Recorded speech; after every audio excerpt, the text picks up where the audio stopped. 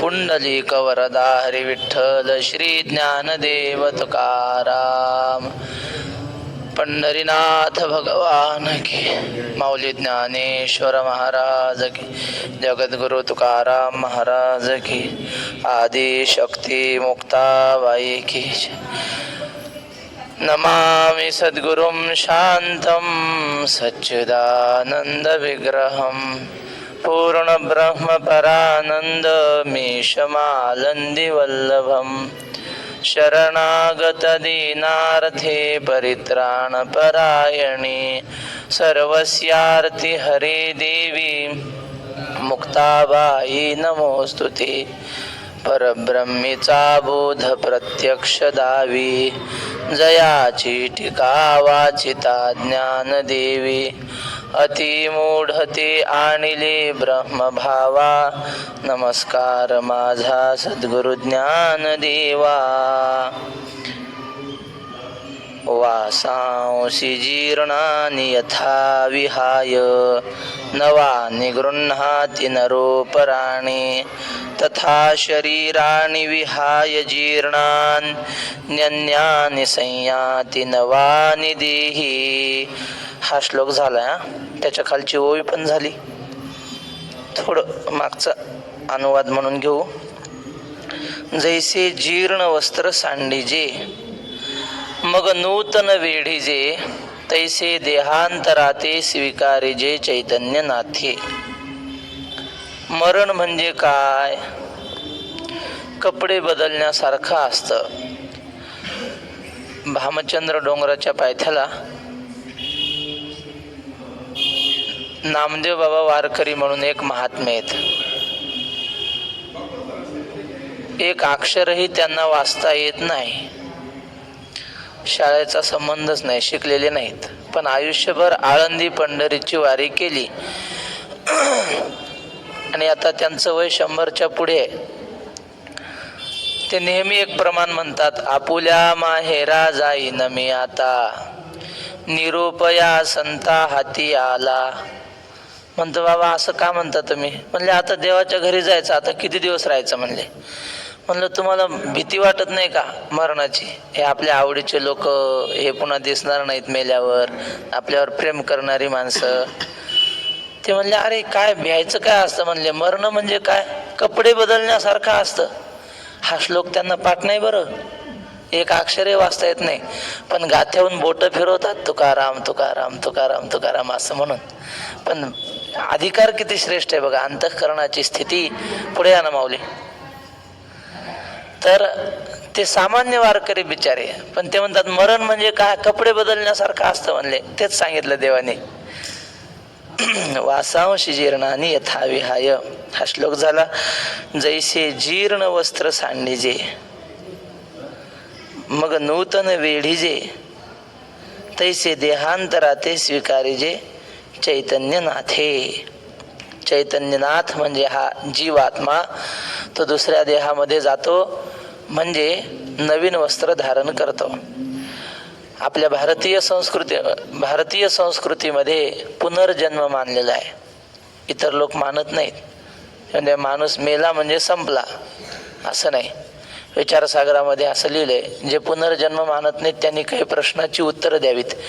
ते म्हटले पहिली गोष्ट अशी आहे की काही मुलं म्हणजे जन्माला येणारी माणसं काही फार गरीब असतात आणि काही आईच्या पोटात असतानाच करोडपती असतात. हे कसं काय? तुम्ही याची संगती काय लावणार? काही गरीब आहेत आणि काही आईच्या उदरामध्ये असतानाच श्रीमंत होतात आणि काहींना आयुष्यभर राबून पैसा कमवता येत नाही. याचं कारण त्यांच्या पूर्वजन्मातलं कर्म मानावंच लागतं, तरच ही संगती लागते. नाही तर संगती कशी लावणार सुखदुःखाची? म्हणून आपल्या धर्मामध्ये पुनर्जन्म मानलेला आहे. म्हणून हा जीवात्मा या देहातून त्या देहात जातो म्हणजे कपडे बदलतो. आता आजचा श्लोक क्रमांक 23 अध्याय 2 ओळी क्रमांक 145. नैनं छिंदन्ति शस्त्राणि नैनं दहति पावकः न चैनं क्लेदयन्त्यापो न शोषयति मारुतः अच्छेद्योऽयमदाह्योऽय मक्लेद्यो शोष्य एव च नित्यः सर्वगतस्थाणु रचलोऽयं सनातनः.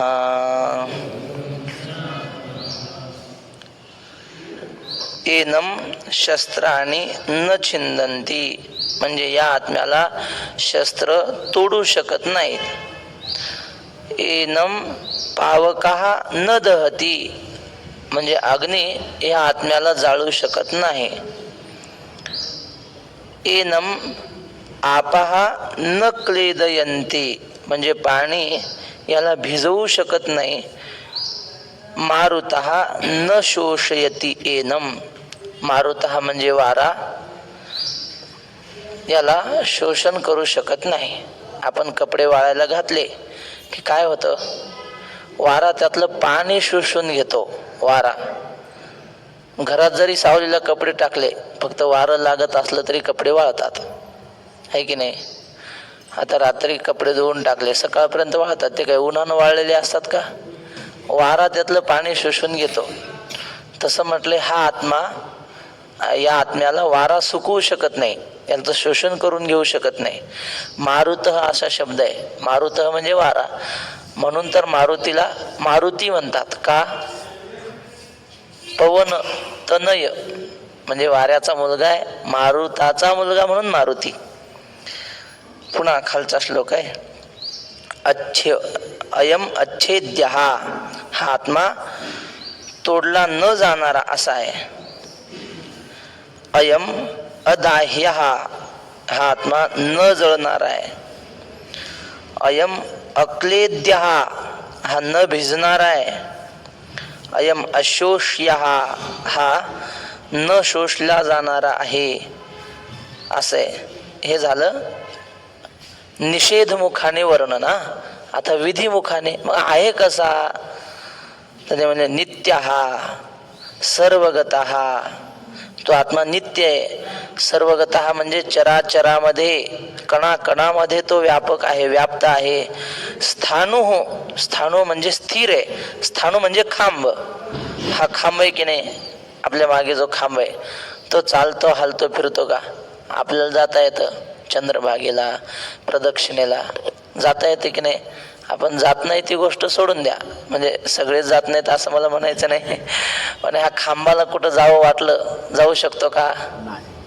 नाही जाऊ शकत, कारण तो स्थिर आहे. त्याला स्थाणु म्हणतात. स्थाणु म्हणजे खांब. त्या खांबासारखा आत्मा स्थिर आहे. अचल हा म्हणजे हालत सुद्धा नाही. म्हणजे आपण आता मी स्थिर आहे, चालत नाही, बसलोय मी, तरी सुद्धा असा हलतो ना, तर ही क्रिया सुद्धा त्याच्या ठिकाणी नाही. चलन वलन म्हणतो ना आपण, चलन आणि वलन. म्हणजे चलन म्हणजे चालणे आणि वलन म्हणजे जागेवर आहे, पण मग असा हलणे, या दोन्ही त्याच्या ठिकाणी नाहीत, म्हणून त्याला स्थिर म्हटलंय. स्थाणु अचल हा अयम सनातन हा आत्मा सनातन आहे. म्हणजे ह्याचा जन्म सांगता येत नाही. तुम्हाला आपलं झाला होता विषय की ख्रिश्चन धर्म कधी स्थापन झाला? येशू ख्रिस्ताच्या जन्मापासून. त्याची तारीख आहे आता जे चालू आहे की नाही आपलं की 2025. म्हणजे या ख्रिश्चन धर्माला 2025 वर्ष झाले. त्याआधी ख्रिश्चन धर्म नव्हता. इस्लाम धर्माला किती वर्ष झाले? 1500 वर्ष. महम्मद पैगंबराच्या जन्मापासून इस्लाम धर्म सुरू झाला. आणि आता हिंदू धर्माला सांगा बरं किती वर्ष झाली? कोणाच्या जन्मापासून? सनातन आहे. सनातन म्हणजे ज्याचा जन्म सांगता येत नाही त्याला सनातन म्हणतात. तसं अनादि हा, तसा आत्मा सुद्धा. या आत्मा कधी निर्माण झाला? जन्मरहित आहे, तो अनादि आहे, म्हणून त्याला सनातन असं म्हटलंय. अयम सनातन हा. आता ज्ञानोबा याच्यावर काय म्हणतात ते पाहू. हा अनादि नित्य सिद्धू निरुपाधी विशुद्धू म्हणून शस्त्रादिकी छेदू न घडेय या. म्हटले हा आत्मा अनादि आहे, म्हणजेच काय, उत्पत्ती रहित आहे. नित्य सिद्धू म्हणजे नेहमी सत्ता रूप आहे, हा कधी नाही असं नाहीच. तुम्ही बघा ना, आपण कुठल्याही वस्तूला 5 प्रकार आहेत. एक आहे अस्ति, भाती, प्रिय, नाम आणि रूप. नाम आणि रूप मायेचे आहेत. अस्ति म्हणजे आहेपणा, हा ब्रह्माचा आहे. भाती वस्तू आपल्याला ती भासणं, तिचं ज्ञान होणं, हेही ब्रह्माचं आहे. आणि प्रिय ती वस्तू आपल्याला आवडणं, हे ब्रह्माची आहेत. तर अस्ति या शब्दावर मला सांगायचं आहे, आत्मा सत्तारूप कसा आहे. आपण काय म्हणतो, ही पिशवी आहे, ग्रंथ आहे, मोबाईल आहे. आता हा मोबाईल समजा दुसरीकडे नेला, आता काय होईल, मोबाईल नाही पण मोबाईलचा अभाव आहे. तो आहे संपत नाही, ती वस्तू संपेल पण तिच्या मागची सत्ता जी आहे ना, आहेपणा, तो संपत नाही. त्या पंचदशीमध्ये मला वाटतं पहिल्याच प्रकरणामध्ये आहे, त्यांनी असं लिहिलंय की यथा स्वप्नेत्र वेद्यंतु न स्थिरम जागरे स्थिरम. स्वप्नामध्ये ज्ञान होतं, काहीतरी दिसतं की नाही स्वप्नात, म्हणजे स्वप्नामध्ये तुम्हाला हत्तीचं ज्ञान झालं. हत्ती खोटा आहे पण हत्तीचं ज्ञान खरं आहे, हत्तीचं ज्ञान झालं असं म्हणतात. हा, जागृतीमध्ये पदार्थांचं ज्ञान होतं, स्वप्नामध्ये होतं. आणि सुषुप्तीमध्ये एक ज्ञान असतं की मी सुखाने झोपलो होतो, झोपेतून उठल्यावर कळतं ना तेवढं. अज्ञानाचं ज्ञान आहे ना. मग म्हटलं ह्या अवस्था भिन्न आहेत, पण ह्यांच्यापासून होणारं जे ज्ञान आहे ना, ते ज्ञान नित्य आहे. अवस्था भिन्न असतील, त्यातल्या काही मिथ्या असतील, काही व्यावहारिक सत्य असतील, पण त्यांच्यापासून होणारं ज्ञान मात्र नित्य आहे, नित्य सत्तारूप आहे. अहो हेच पहा ना, आपण झोपलो म्हणजे जागृतीतले कुठलेच पदार्थ आपल्याला दिसत नाहीत, स्वप्नात वेगळेच दिसतात, म्हणजे हे पदार्थ तिथं नाहीत. पुन्हा सुषुप्तीत गेलो मग स्वप्नातले पदार्थ नाहीत आणि जागृतीतले नाहीत, मग काही नाही. म्हणजे ह्या अवस्थेतलं त्या अवस्थेत नाही, त्या अवस्थेतलं ह्या अवस्थेत नाही, हे खरं आहे. पण आत्मा मात्र जागृतीत जो आहे तोच स्वप्नात आहे, स्वप्नात जो आहे तोच सुषुप्तीत आहे. तो नेहमी सत्तारूप आहे, नित्य सिद्धू निरुपाधी विशुद्धू.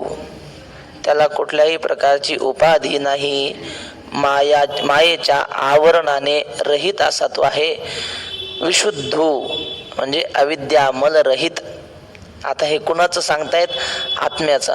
आता आम्हाला वक्ते बाबाने फार सुंदर सांगितलं होतं, कुटस्थ कशाला म्हणतात. बाबाच्या हातामध्ये मला वाटतं फूल होतं, असं बाबांनी असं ग्रंथावर ठेवलं, अमृत अनुभव त्या माहेश्वरीमध्ये. समजा हे फूल आहे असं ठेवलं ग्रंथावर. ते म्हटले हे बघा, आता ह्या फुलाच्या चहूबाजूनी ग्रंथ आहे आणि फुलाच्या खालीही थोडासा ग्रंथ आहे झाकलेला. तर व्यापक ब्रह्मचैतन्य म्हणजे हे बाजूचं आहे ते, त्याला व्यापक ब्रह्मचैतन्य म्हणतात. आणि फुलाच्या खाली जेवढा भाग झाकला गेलेला आहे ना, तेवढ्या ब्रह्माला कुटस्थ म्हणतात, तेवढ्या ब्रह्माला आत्मा म्हणतात, त्यालाच साक्षी म्हणतात. ही वेगवेगळी नावं आहेत. आता ते फुलाच्या खाली झाकलं गेलं म्हणून तेवढ्यालाच काय म्हणायचं, कुटस्थ. आणि बाहेरचं जे त्याला व्यापक ब्रह्मचैतन्य. पण आता फुलाच्या खाली झाकलं गेलेलं आहे म्हणजे ते काय व्यापक ब्रह्मचैतन्याहून वेगळं झालं का? नाही, फक्त त्याला नाव आलं, फुलाच्या खाली झाकलेलं एवढं नावच आलं. तसं म्हणले, जेवढ्या व्यापक ब्रह्मचैतन्याला अंतःकरणाची उपाधी लागली तेवढ्याला आत्मा म्हणायचं. आणि बाहेरचं जे आहे निरुपाधिक त्याला काय म्हणायचं, ब्रह्मचैतन्य. पण खरं सांगा, आता एवढ्या जे आहे हाताखालचं ते तरी काय ब्रह्माहून वेगळं आहे का? हो नाही, ते सुद्धा ब्रह्मरूपच आहे. ही उपाधी संपली की ते ब्रह्मरूपच आहे. म्हणून माऊली म्हणतात, जरी ते आपल्याला ब्रह्माहून वेगळं वाटत असलं, अंतःकरणाची उपाधी लागली असं वाटत असलं, तरी सुद्धा ते निरुपाधिक आहे. तुकाराम महाराजांनी देवाचं वर्णन केलंय, ते आम्ही चालीत बसवलेल्या ठाईच्या, त्यामुळे ते चालच आठवते. उपाधी वेगळे तुम्ही निर्विकार ऐसे मज करोनी ठेवा नारायण ऐसे मज करोनी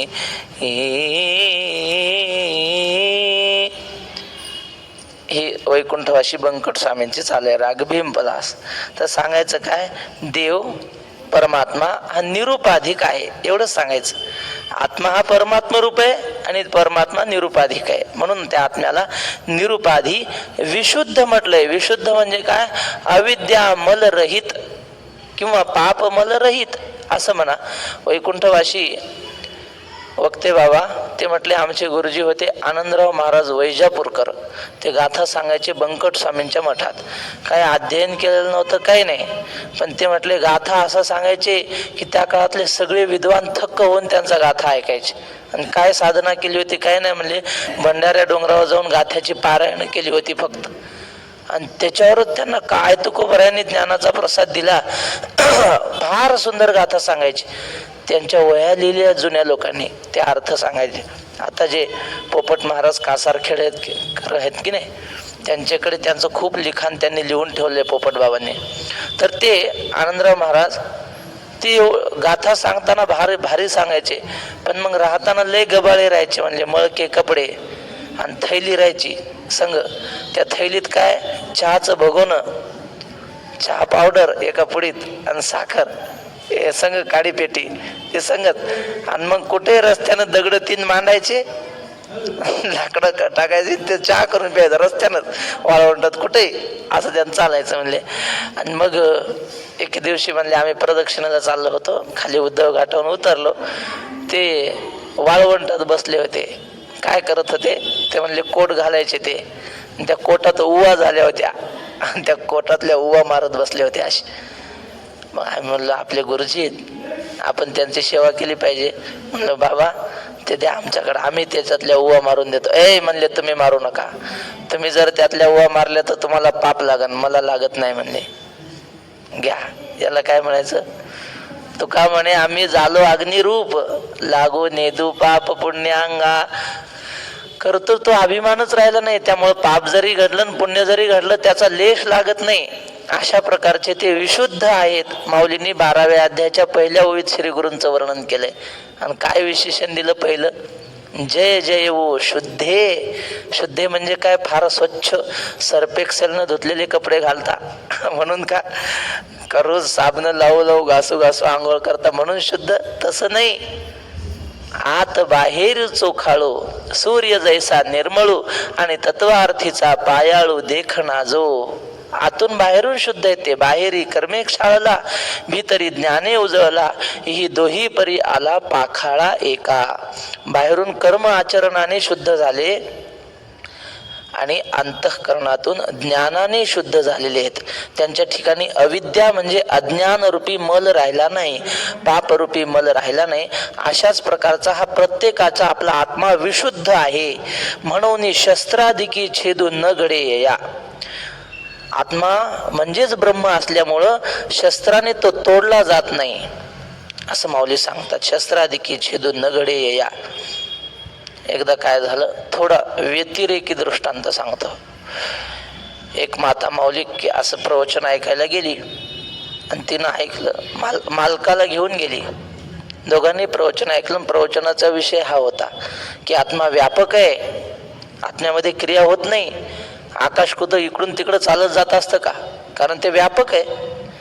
जैसे येथून परहा जाणे आकाशा नाही, पै आघवेची आपुलेपणे नुरेची जय अभिलाषणे, जैसे येथून परहा जाणे आकाशा नाही. असं दोघांनी पती पत्नीने ऐकलं. आणि मालकीनबाई रात्री कीर्तन प्रवचन झाल्यावर जी झोपली, 8 वाजले पहाटचे, उठलीच नाही.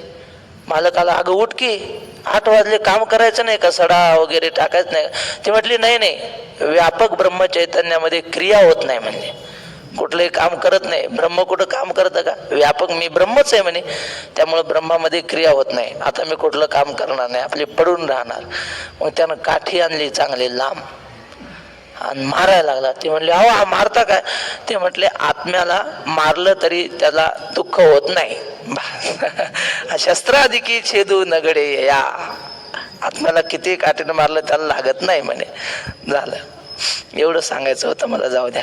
म्हणून शस्त्राधिकी छेदू न घडे या, हा प्रळयोदके नापलवे अग्निदाहो न संभवे येथ महाशोषु न प्रभवे मारुताचा. मोठ्या प्रलयाच्या काळी फार मोठं पाणी ते आहे ना, मला वाटतं नाथ महाराजांचं भारूड आहे, कैकाय बाबा दुरील माझा देश, शकून सांगावया मी आले कलियुगास. त्याच्यात आणि कैक दादा विपरीत घडेल, पृथ्वी वरिता वारा थोर झुंजाट सुटेल, थोर थोर दादा पर्वत उडून जातील, 18 ही जाती एके ठिकाणी जेवतील. नाथ महाराज म्हणतात असा प्रलय काळ येणार आहे की वारा एवढा सुटेल, माणसं उडून जातील. ह्यात काय नवल, माणसं उडून जातात बरं. आपली मीराबाई उडून गेलती, मीराबाईनंच आम्हाला सांगितलं. ते म्हणले शेतात वावटळ आली, वावटळ. आणि मीराबाई आपल्या काकांच्या मोठ्या बहीण, वक्तेबाबांची मोठी मुलगी.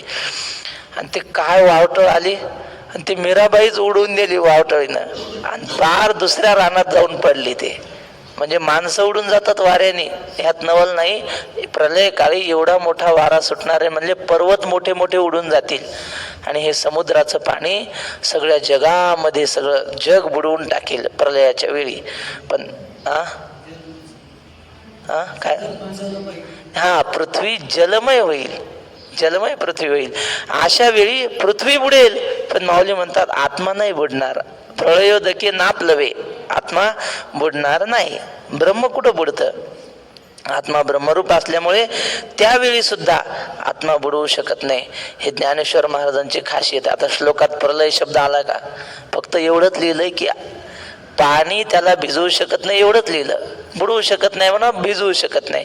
माऊलीने बरोबर प्रलय आणला, म्हणजे प्रलयाच्या काळी सगळं जग बुडून मरेल, म्हणजे बुडून जाईल पृथ्वी, पण आत्मा नाही बुडू शकणार. माऊलीने अर्थ असा खुलवलाय प्रलय दके शब्द घालून.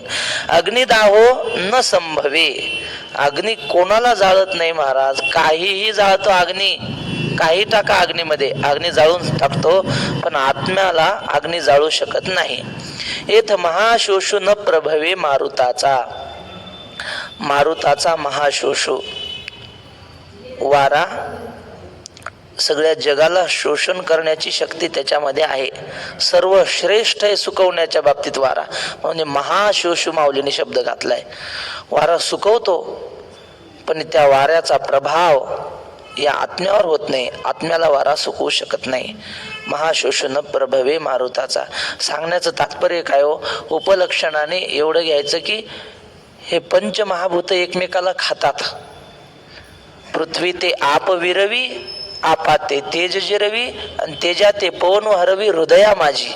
पृथ्वीला पाणी तुम्ही बघा ना, ढेकळात पाणी टाकल्यावर ढेकळ विरघळून जातात, म्हणजे पृथ्वी ते आप विरवी, आपा ते तेज जिरवी. एक सहज आठवलेलं सांगतो याच्यावरून. 15व्या अध्यायात ओवी आहे, मी रिगालो असे भूतळी म्हणून समुद्र महाजळी, हे पासूची ढेपळी विरेची ना. घमेलभर पाणी घेतलं आणि त्याच्यात एवढा ढेकूळ टाकला पाण्याचा, एवढा ढेकूळ, घमेलभर पाणी. त्या ढेकळाचं काय होतं? पाण्यात पडल्यावर विरघळून जातो, तो ढेकूळ नष्ट होतो. माऊली म्हणले सांगा पाणी किती आहे जगामध्ये? 70% पाणी आहे, आणि पृथ्वी किती आहे? 30%. मग आता 70% पाणी आणि 30% पृथ्वी. पृथ्वी म्हणजे काय? पृथ्वी म्हणजे माती. मग 70% पाण्यात 30% मातीचा ढेकूळ पडला तर काय होतं? खरं म्हणजे विरघळून जायला पाहिजे. 70% पाणी आहे ना भोवतालून. माऊलींचं ज्ञानेश्वरीतली ओवी सांगतो, विज्ञान नाही आहे, ज्ञानेश्वरीत आहे. मग का विरघळत नाही? माऊली ते भगवंत म्हणतात अर्जुना मी विरघळू देत नाही. पृथ्वी म्हणजे मातीच आहे, पण त्या पृथ्वीत मी शिरलोय, मी रिगालो असे भूतळी.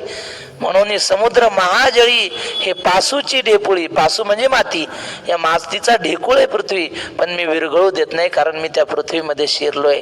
या भूतमात्राचं रक्षण झालं पाहिजे म्हणून मी ती पृथ्वी सांभाळली. सांगण्याचं तात्पर्य, या पंचमहाभूताचा एकमेकाचं वैर आहे, एकमेकाला हे संपवतात, पण हे पंचमहाभूत आत्म्याला संपवू शकत नाहीत, हे तात्पर्य आहे. इथं महाशोषण प्रभव अर्जुना हा नित्यू अचळू हा शाश्वतू सर्वत्र सदोदितू परिपूर्ण हा आत्मा असा आहे, नित्य आहे. नित्य म्हणजे कालत्रयी अबाध्य आहे. त्याच्या ठिकाणी प्रागभाव नाही, प्रध्वंसाभाव नाही, अत्यंताभाव नाही. आपण परवा मला वाटतं पाहिले होते हे तीनही प्रकारचे अभाव. म्हणून त्याच्या ठिकाणी कुठला अभाव नाही, म्हणून तो नित्य आहे. अभाव अप्रतियोगित्वम नित्यत्वम असं लक्षण केले. नित्य म्हणजे काय? कुठल्याच अभावाचा प्रतियोगी नसणं. आपलं शरीर राहणार आहे का मेल्यावर? मेल्यावर राहणार नाही, म्हणजे आपण प्रागभाव म्हणत नाही त्याला. प्रध्वंसाभावाचे आपण प्रतियोगी आहोत.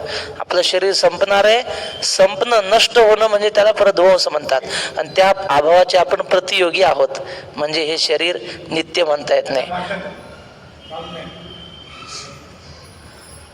प्रागभाव आपल्या जन्माच्या पूर्वी, आपली जी जन्माची तारीख आहे त्या जन्माच्या तारखेच्या आधी आपण होतो का? नाही होतो, म्हणजे आपला प्रागभाव होता. जन्माच्या पूर्वी आपण नव्हतो, म्हणजे आपण प्रागभावाचे प्रतियोगी आहोत. आणि अन्योन्याभाव, अन्योन्याभाव म्हणजे काय? हा ग्रंथ म्हणजे हा स्पीकर नाही, स्पीकर म्हणजे मोबाईल नाही, मोबाईल म्हणजे आपण नाही. हे हा त्याच्या ठिकाणी नाही, तो त्याच्या ठिकाणी नाही, याला अन्योन्याभाव म्हणतात. आणि आपण म्हणजे आता गोपाळ काकाचा देह म्हणजे माझा नाही, यांचा देह म्हणजे यांचा नाही. आपण आपल्या ठिकाणी अन्योन्याभाव आहे आणि त्याचे आपण प्रतियोगी आहोत. आणि एक आहे अत्यंताभाव. अत्यंताभाव म्हणजे ती गोष्ट झालीच नाही. वंद्यापुत्र झाला का? तो होणार आहे का? पूर्वी होता का? नाही. आकाशाचं पूल काही घ्या दृष्टांत, तर हा अत्यंताभावाचे दृष्टांत आहेत. त्याचे ते उदाहरण तुम्हाला सांगितले. प्रतियोगी कुठल्याही एका अभावाचा प्रतियोगी असला तरी तो अनित्य असतो. आत्मा एकाही अभावाचा प्रतियोगी नाही, म्हणून तो नित्य आहे. अचळू, अचळू म्हणजे सरळ आहे. हे ज्ञानेश्वर महाराज अचल म्हणायचं तर अचळू का म्हणत असतील बरं? उकार का घालतात? पहिल्यात अध्यायात बघा ना, दुसरी चोवी, देवा तुची गणेशू सकळार्थमते प्रकाशू म्हणे निवृत्ती दासू. त्या कुंटे लोक कुंटे होते ते ज्ञानेश्वर, त्यांनी उकारच काढून टाकले होते. पण ही ज्ञानेश्वर महाराजाची पद्धत आहे. माऊलींचा स्वभाव असा आहे, म्हणजे याच्यावरून आपण अनुमान लावू शकतो. एखाद्याचं नाव ज्ञानेश्वर असेल, त्याला ज्ञानू म्हणल्यावर भारी वाटतं का नाही? ज्ञानू आहे ना. अजून काय दुसरं सांगा एखादं. हा एखाद्यातनं विजय असेल, विजू असं म्हटल्यावर गोड वाटतं की नाही? ते नाव आहे तेच आहे, पण त्याला उकार लावला की गोड वाटतं. पण ज्ञानेश्वर महाराज आईचं हृदय, माऊली म्हणतो ना आपण त्यांना, म्हणून ज्ञानेश्वर महाराजांना आई म्हणतात. आणि आई लेकराला असं म्हणते, ज्ञानू विजू असं म्हणते. म्हणून माऊली सुद्धा उकार घालतात प्रत्येक ठिकाणी. अचळू हा आत्मा कसा आहे? अचळ आहे, शाश्वत आहे. पुन्हा शाश्वत म्हणजे नित्य स्वरूप असलेला. सर्वत्र सदोदितू परिपूर्ण हा सगळीकडे आत्मा आहे. सदोदितू म्हणजे काय? सर्व काळात. आणि परिपूर्ण म्हणजे सगळीकडे समान रूपाने व्याप्त आहे. परिपूर्ण भाव जो सांगला हा तो माझ्या लक्षात नाही. हा सांगतो. अन्योन्य भाव म्हणजे घट आहे की नाही, मडक इथं आहे हा, आणि इथं मडकं आणि इकडं फडकं म्हणा, कापड म्हणा. हे कापडाच्या ठिकाणी मडकं आहे काय? इकडं कापड आहे आणि इकडं मडकं आहे. मडकं इथं आणि कापड इथं. आता इथं कापड आहे का? मडक्याच्या जागी नाही. आणि या कापडाच्या जागी मडकं आहे का? नाही. म्हणजे इथं मडक्याचा अभाव आहे आणि इथं कापडाचा अभाव आहे. अन्याचा अन्य मडकं म्हणजे महाराजांनी कसं सांगलं होतं, अन्याच्या अन्य ठिकाणी प्रचिती येणे नाही अन्य भाव. त्या अन्याची अन्य ठिकाणी प्रतीती येणे तो कुठला अन्योन्याध्यास येतो, अन्यथा ख्याती येते, अन्य दाखवते. अन्यथा ख्याती येते. मग सांगू का, हां. अन्योन्याध्यास म्हणतात त्याला. म्हणजे रजताच्या ठिकाणी, शिंपीच्या ठिकाणी रजताचा आभास, रजत आहे तिकडे सोनाराच्या दुकानात चांदी, आणि इकडे त्याचा आभास होऊन राहिला, याला अन्योन्याध्यास म्हणतात. त्याचं याच्या ठिकाणी, याचं त्याच्या ठिकाणी. ते काशीहून आले होते ब्राह्मण, फार जाड जूड, हे खूप जाड होते, 4-5 जण होते बिचारे. मग टांगा सांगितला त्यांनी, गोपाळपुऱ्याला जायचं होतं दर्शनाला. मग आता ते टांग्यावाल्यानं पाहिलं, टांग्यावाला म्हणलं फक्त 2च बसतील तुमच्यातले, आणि ते तेवढी तब्येतच दोघांची होती. ठीक आहे म्हणले, आम्हाला दोघांनाच घेऊन जा. किती रुपये? 50-50 रुपये लागतील. चालते म्हणले. मग काय झालं, एक असा मागून बसायला लागला मागच्या बाजूने. ते मागून बसला की पुढं घोड्यासहित उचललं पुढचं. एवढं ते गाडीत काय म्हणतात त्याला, सुरळ झाली. सुरळच म्हणतात ना, मागून वजन जास्त झालं ना, ते घोड्यासहित उचललं टांगा पुढून. आणि मग त्याला म्हणले तुम्ही उतरा, तुम्ही खालून बसा, नंतर बसा. आधी पुढून बसवला एक, ते पुढून बसवलं, ते घोडच खाली बसलं बघा, एवढं वजन, आता करावं काय. मग ते काय झालं, टांग्यावाला खाली उतरला. ते म्हणलं हे बघा, मी 1, 2, 3 म्हणतो, तुम्ही दोघांनी सरळच बसा, एकदम एका एकाने बसायचं नाही. आणि मग दोघंही बसले एकदम. बरं, एकानं पुढं तोंड एकाचं आणि एकाचं मागं तोंड. आणि मग हळूहळू त्यानं टांगा नेला कसा बसा गोपाळपुऱ्यापर्यंत. पण आता उतरायचं, पण ते असं असते, जाड माणसाचा काष्टा सुटतो, आपोआपच निसटतो काष्टा. ते दोघांचे काष्टे निसटले, बसले होते टांग्यात. आणि मग आता उतरताना काष्टे नेसायचे, त्यांनी मागा हात केला, पण त्या दुसऱ्याचाच काष्टा याच्या हातात आला, त्यानं त्याचा काष्टा आपल्या ह्याच्यात खोसला यानं. आणि मग उतरताना काय झालं, आता ती काष्टे ह्याचे त्याच्यात गुंतले ना, पुढच्याने पुढे ओढल्या गेलं, आणि मागच्या दोघे तोंडावर आपटले. मला सांगायचा होता अन्योन्याध्यास. त्याला वाटलं हा माझा काष्टा आहे, दुसऱ्याचा काष्टा आपल्याला घातला ना आपला काष्टा दुसऱ्याला. याला अन्योन्याध्यास म्हणतात, त्याचं ह्याच्या ठिकाणी याचं त्याच्या ठिकाणी. हा अन्योन्याध्यास झाला. आणि हा अन्योन्य अभाव सांगितला मी तुम्हाला. या घट म्हणजे अन्योन्य अभाव म्हणलं की एक मंत्र लक्षात ठेवायचा, घट म्हणजे पट नाही, पट म्हणजे घट नाही. भेदाला, सरळ भेदाला अन्योन्य अभाव म्हणतात. आता तुम्ही खोलीत आहे का? नाही, झालं, यालाच म्हणायचं अन्योन्य अभाव. तिथं तुमचा अभाव आहे ना, आहे तुम्ही इथं, पण तिथं अभाव आहे. भेदाला अन्योन्य अभाव म्हणतात.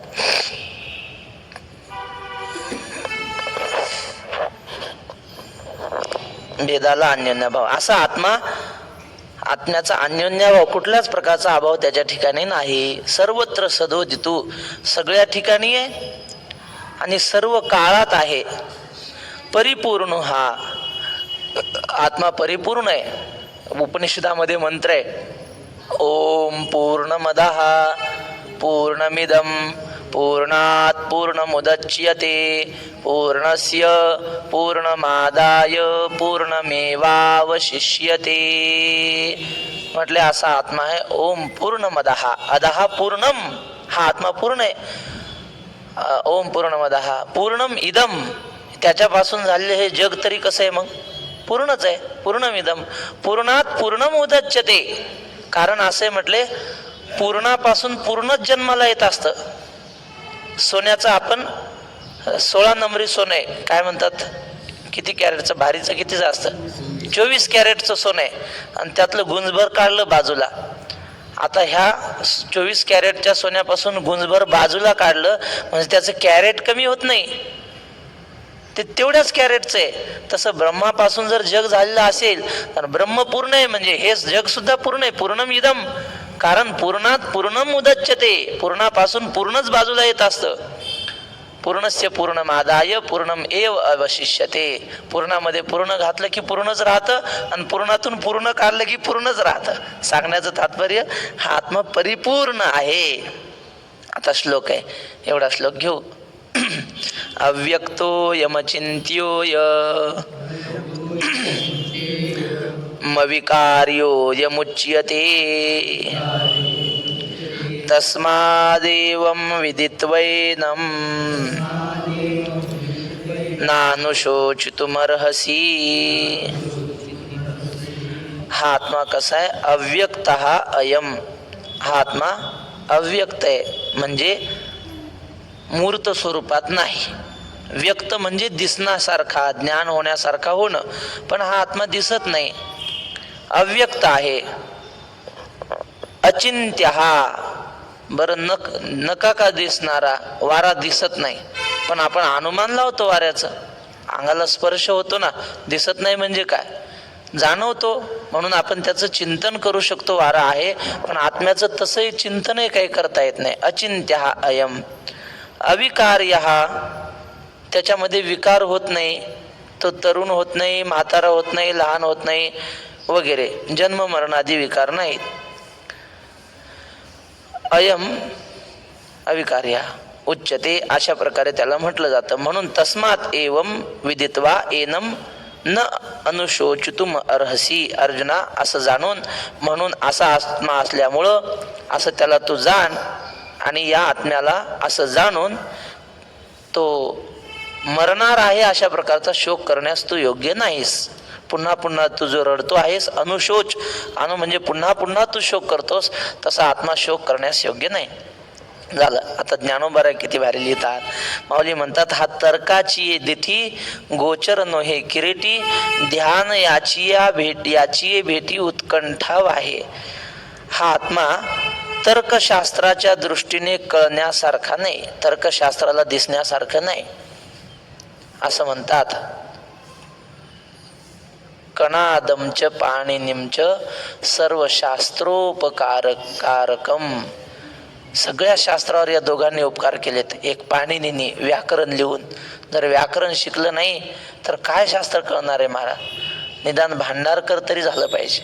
वैकुंठवासी वक्ते बाबा म्हणायचे, आमचे गुरुजी म्हणजे बाबांचे गुरुजी गोपाळ शास्त्री गोरे यांचं फक्त पहिलं भांडारकर चांगलं झालेलं होतं म्हणले, आणि तेवढ्या भांडारकराच्या बळावर त्यांनी किती शास्त्र शिकले नाही.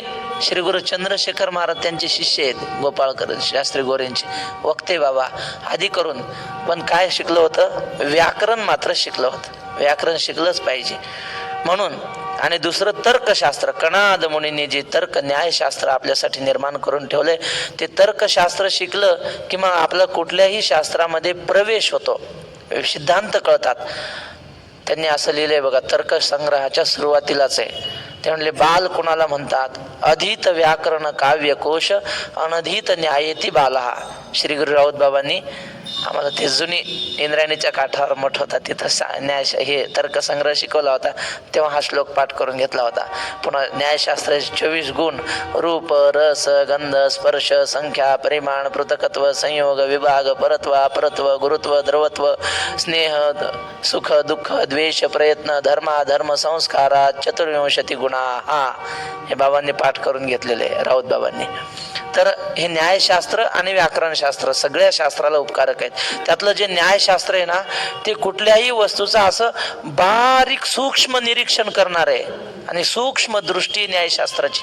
पण म्हटले त्या न्यायशास्त्राला सुद्धा हा आत्मादृष्टीच पडणार नाही. तर्काची दिठी गोचर नोहे किरीटी. तर्क म्हणजे काय?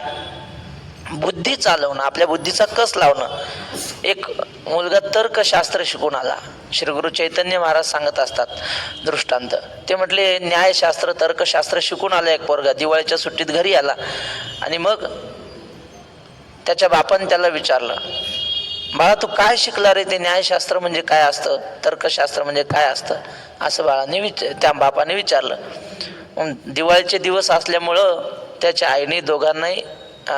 आईने त्या पोराला एक लाडू आणून दिला होता नाश्त्याला.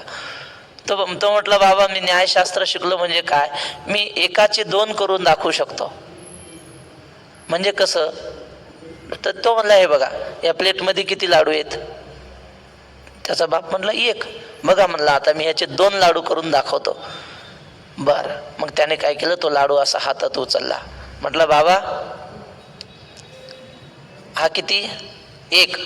आणि मगाशी तुम्ही काय म्हणले होते? प्लेटमध्ये होता तेव्हा 1. हा 1 आणि हा 1.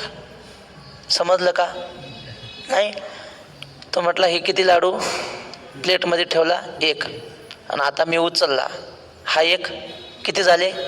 2. बघा म्हणलं, एकाचे 2 करून दाखवले की नाही. बर, मग त्याचा बाप, त्याचाच बाप होता ना, त्याच्या बापानं काय केलं तर म्हटले, बाळा मग तुझ्या हातातला लाडू मला दे, मी खातो, आणि राहिलेला दुसरा लाडू तू खा. हा तर्क आहे.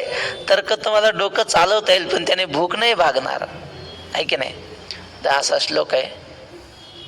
तर्को प्रतिष्ठा श्रुतिरेव भिन्ना नैको वचस्तत्र मुनी प्रमाणम धर्मस्य तत्वम निहितम गुहायाम महाजनो येन गतस्स पंथा. तर्क चांगला आहे, पण अप्रतिष्ठ आहे, तो टिकत नाही.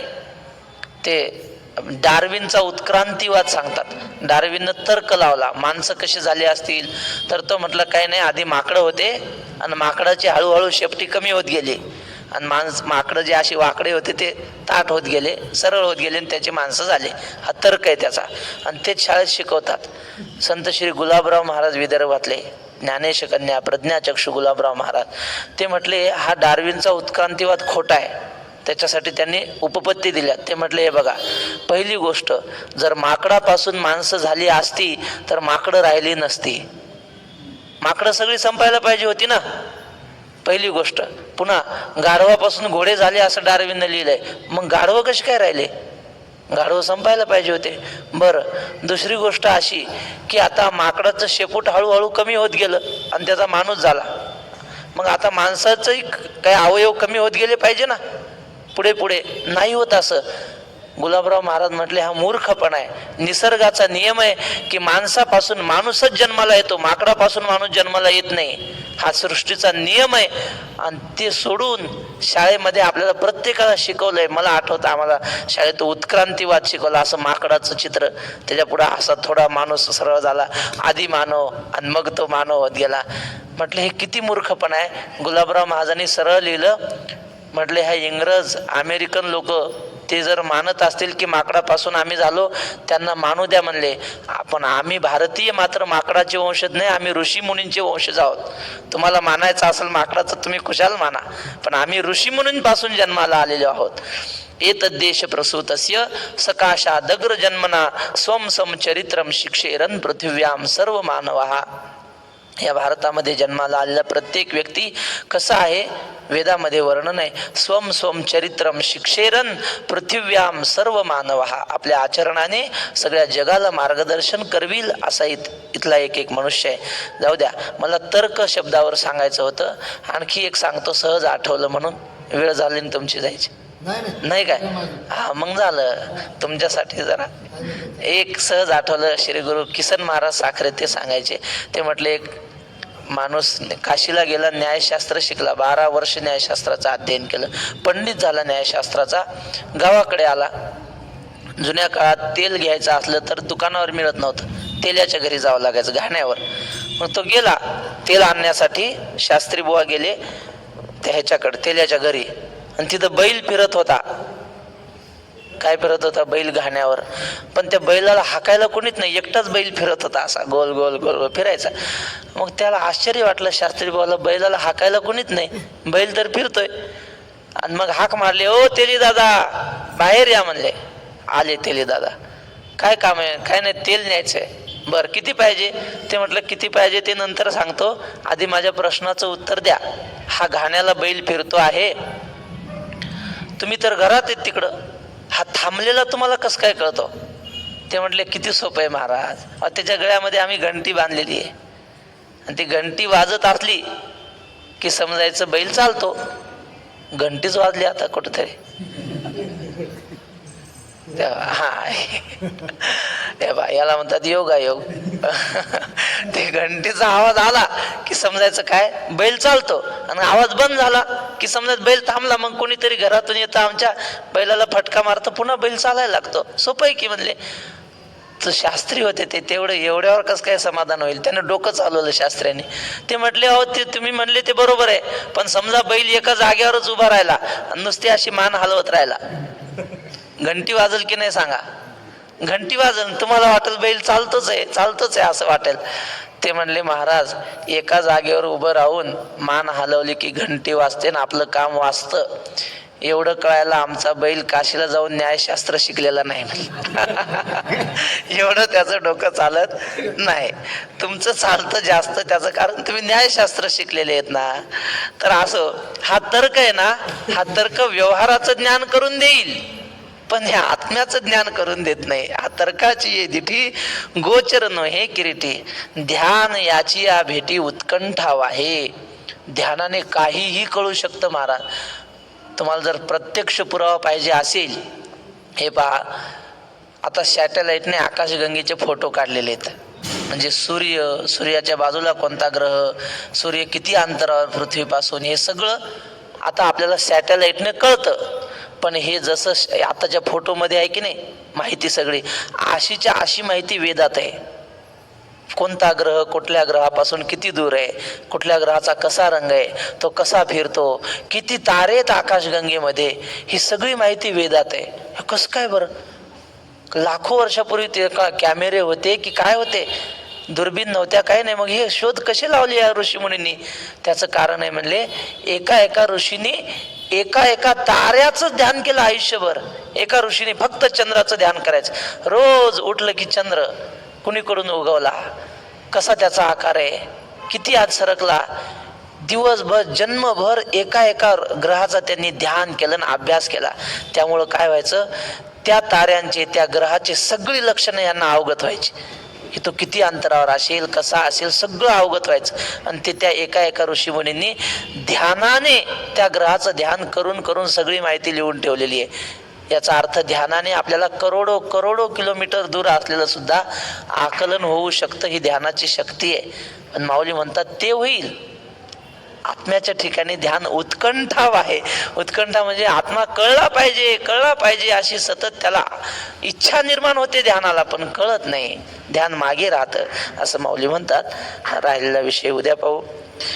झालेली सेवा श्री संत मुक्ताबाईच्या चरणी समर्पित. पुंडलिक वरदा हरी विठ्ठल श्री ज्ञानदेव